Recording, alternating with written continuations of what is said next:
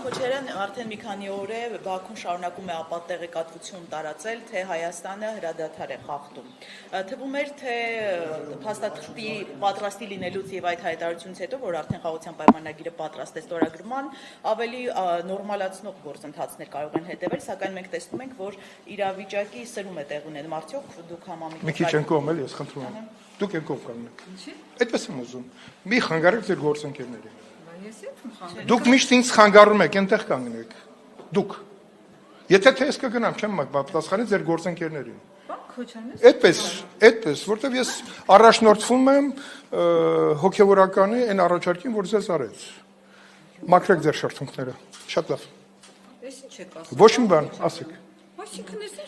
բուլինգ եք ձեր։ Այդ ինչ բառեր են, ինչ բուլինգ են։ Բուլինգի եք ենթարկում լրագրողներին։ Լրագրող չէ, Տիկին Ջեբեջյանին։